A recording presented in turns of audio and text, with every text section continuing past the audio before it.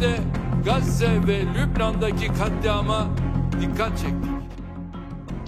ফিলিস্তিন ইস্যুতে ইসরায়েলের বিপক্ষে নানা সময় হুমকি ধামকি দিতে দেখা যায় তুরস্কের প্রেসিডেন্ট রিসেপ তাইয়েপ এরদোয়ানকে। ফিলিস্তিনের প্রতি ইসরায়েলের বর্বরতায় একাধিকবার গাজাবাসীর পাশে থাকার প্রতিশ্রুতি দিয়েছেন এরদোয়ান, কিন্তু নেতানিয়াহু প্রশাসন যখন ফিলিস্তিন দখলের নেশায় গাজাবাসীর প্রতি ইতিহাসের সবচেয়ে ভয়ানক হামলা চালালো, ঠিক তখনই যেন বেরিয়ে এলো এরদোয়ানের আসল চেহারা।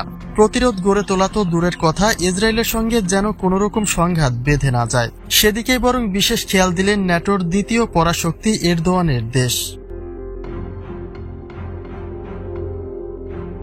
সিরিয়ার প্রেসিডেন্ট বাশার আল আসাদের পতনের পরে সিরিয়ার বিভিন্ন অংশে অবস্থান করেছে ইসরায়েল এবং তুরস্কের সেনারা, কিন্তু কোনোরকম ভুল বোঝাবুঝি থেকে তাদের মাঝে যেন যুদ্ধ লেগে না যায় সেদিকে বিশেষ খেয়াল দিলেন এরদোয়ান।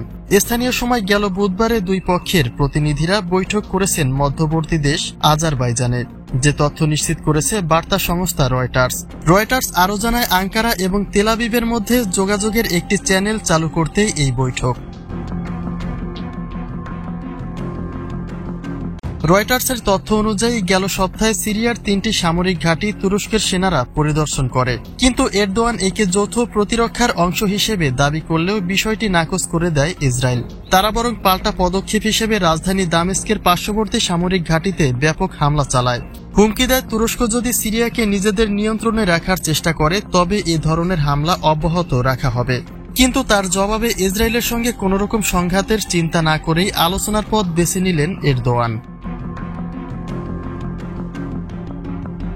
অন্যদিকে খুব দ্রুতই গাজা দখলের ঘোষণা দিয়েছে মার্কিন প্রেসিডেন্ট ডোনাল্ড ট্রাম্প। হামাস নির্মূলের ইস্যু দেখিয়ে প্রতি ঘন্টায় গাজায় বাড়িয়ে চলেছে গণহত্যা।